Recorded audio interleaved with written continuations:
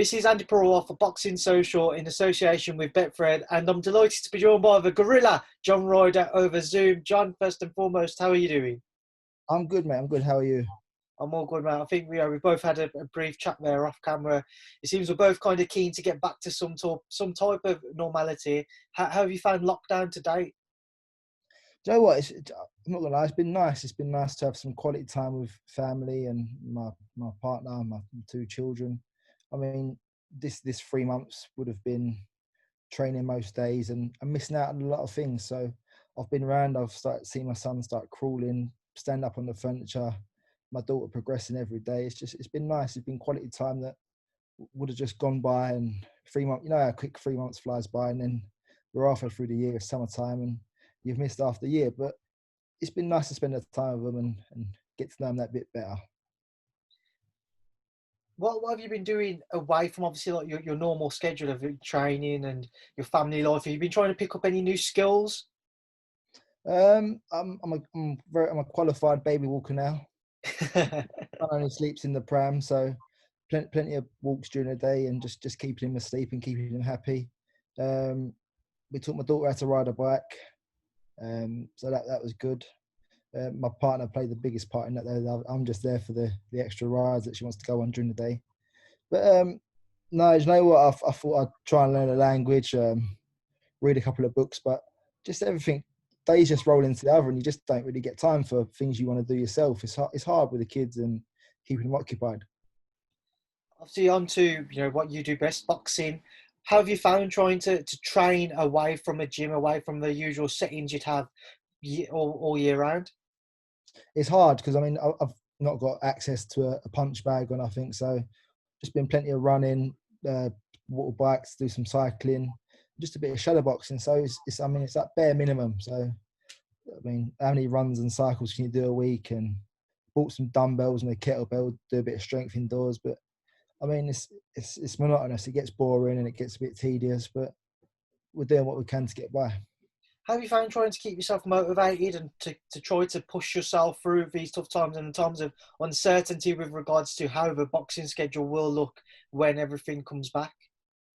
We're quite lucky. I mean, we're all in a group chat in the gym, so a lot of us boys were doing like the 5K challenges and just trying to beat each other's times and do the screenshots of the maps and like 10Ks. We've got other mates who want to do half marathon, so keeping it competitive that way. So it all helps. Who's been coming out on top with the scores? Martin Ward I think he's king of the 5K. I think he was the fastest. But yeah, I mean he's very fit. He's a very good all-round runner. He's a bit of a beast. Ricky Burns ran a full marathon on his birthday, so that's what he gets up to. And then I'd done 16 miles a couple of weeks ago, just to try and push myself. So yeah, but we're getting about. I think the sound of 16 miles is certainly something I'm glad you're doing and not me. Yeah. Obviously, let's get into it. We know that boxing gyms seem to be reopening slowly but surely. Seen a few guys back in there now. What are your plans? What's kind of the plan that at the Matchroom gym and that Tony said to you guys? I was back in yesterday for a light session. I'll be back in again Wednesday and Friday. So just easing in this week. I know he's trying to mix it up and get everyone in couple of days and just get us back in, but everyone keep their distance and not be a gym full of fighters. So just taking our time, easy in the next couple of weeks, wait until the restrictions lower a bit, and then I'm sure we'll get right back into the swing of things. I mean, I know there's talks about the fight camp shows in Matchroom's Garden, so there'll be a few of the boys that are looking to get on them. So I'm sure they'll take priority of the gym sessions and getting ready for when the shows do get announced. Obviously, there's no date set as of yet, but you just mentioned that the fight camp there, that proposal by Eddie. What are your thoughts on it if that was to come to fruition? So it's great. I mean, a lot of these fighters, I mean, young fighters especially, they've earned no money this year, possibly from no show. So just for them to get an out in, for them just to keep building their careers, it's a great opportunity. You mentioned it's something that could be great for the younger fighters. Would it be something you'd be interested in, or do you feel that obviously the types of fights that you're looking at would be too big to stage on that type of area? Do you know what? I mean, I've not fought since November, so that's coming up for 8 months now. So I'd love to get a fight before the summer's out and get a couple of fights in before the year ends. But it's going to be tough. Do you know what I mean? We're all coming off like a 3-month lockdown. Myself, especially, I would need a good long camp to get ready. I would want a 12-week camp to prepare. And yeah, I mean, coming off the Callum Smith fight, I want something like the rematch or similar. So I would need a proper camp, and if them shows are paying the money, then why not? What kind of plans had you had in place, say, before lockdown had begun? What was kind of the plan that Eddie had set in place for you? Well, to be honest, there was nothing set in stone yet. I mean, there was a couple of options of shows, maybe fights. I think there was talk of the Dillian White card or the AJ card. But I mean, that's as far as we've got really. There was no talks of opponents. It was just we'll try and look towards a date. But then obviously lockdown come along and put the stop on everything.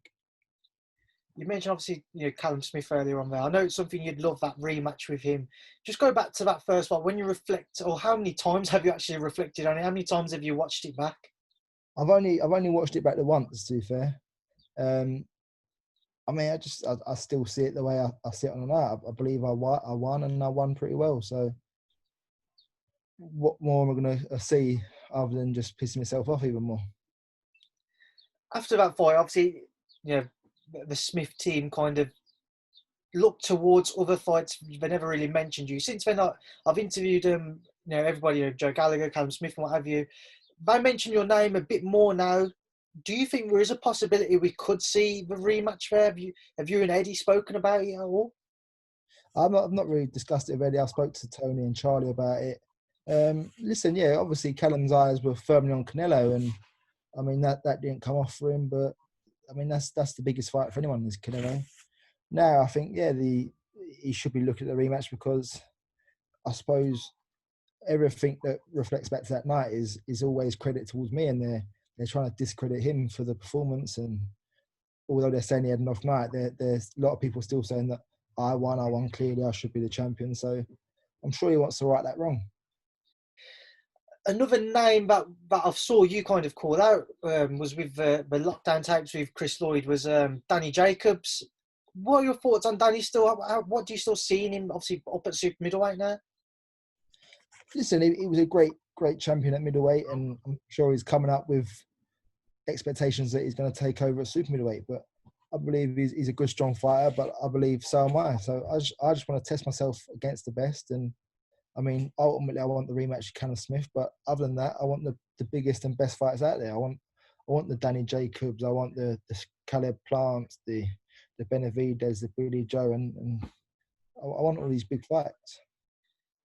How difficult is it to try and secure a big fight without a belt effectively, or if you're not in a mandatory position?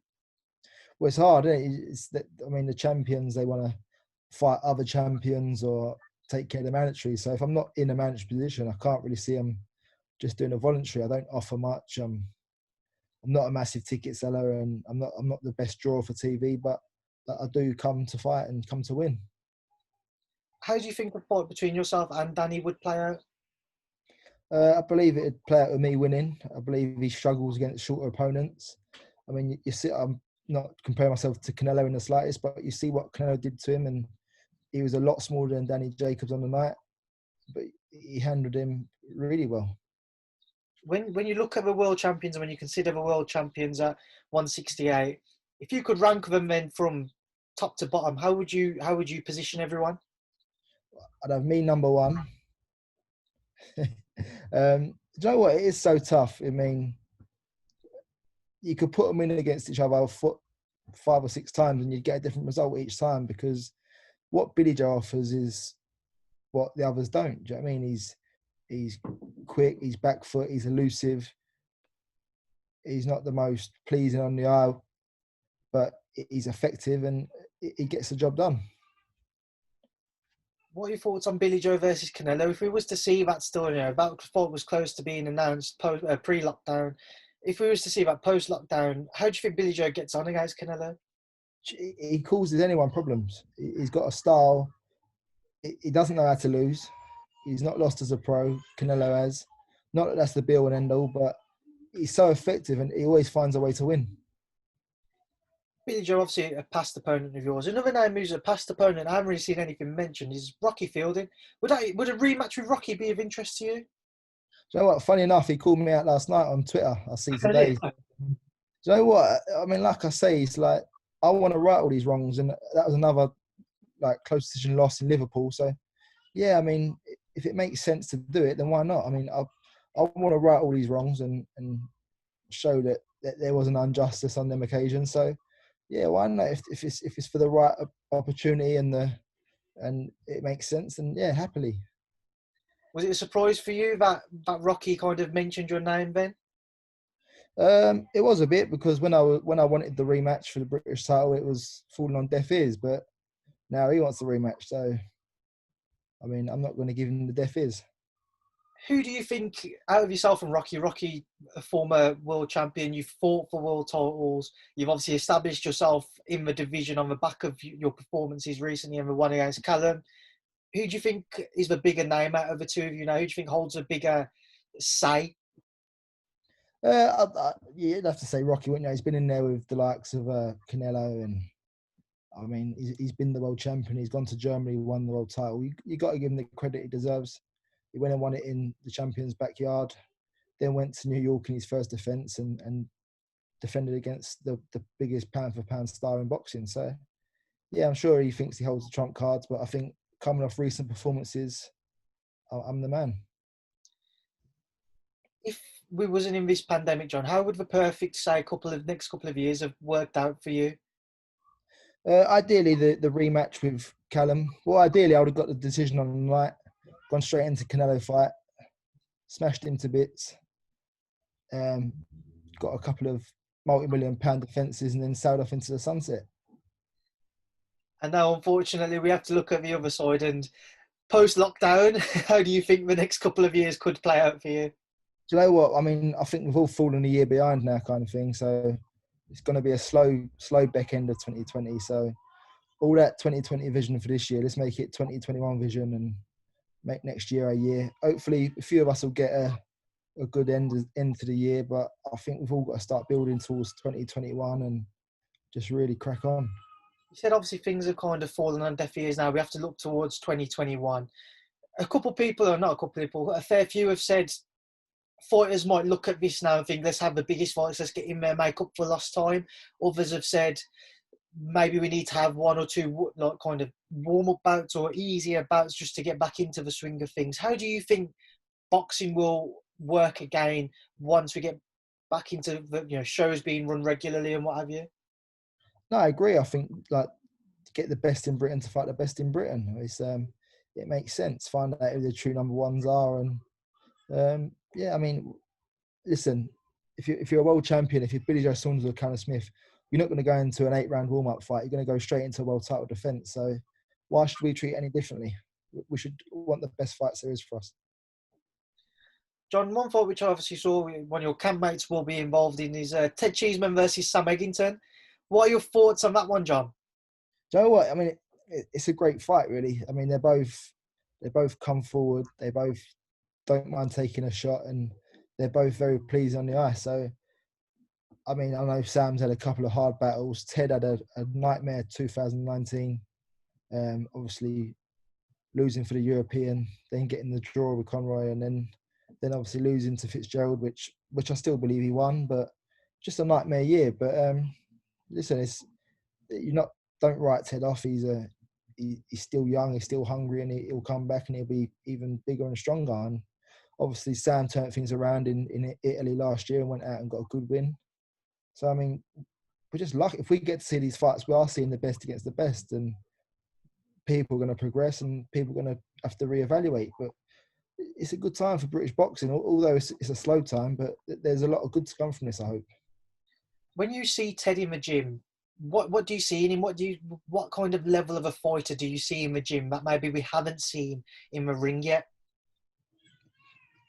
To be honest, I think the lockdown shows might suit him a bit more with a less crowd, because I think sometimes he lets the crowd get to him. I think in the gym he's sensible, he tries things. I think that you can see the best of him in these shows. another fight I just want to get your thoughts on. Nothing's obviously been spoken about it, but it would involve another one of your campmates. Is kind of Ben and Josh Kelly. There's been a lot of kind of noise about that, especially from Eddie about a potential lineup there further down the line in 2021. What are your thoughts if Conor and Josh were to fight?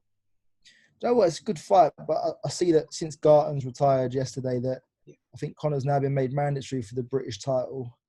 So I think, you know what, let Conor fight Jenkins, beat Jenkins for the British and Commonwealth, and then make that fight for end of 2021. And it's a bigger fight than this. There's more money on the table for the pair of them. It might be for a bigger title. And sometimes I think you got to let fights especially, just build and develop. And I mean, instead of fighting for a British title, let them fight in a year or so time for a world title, European title.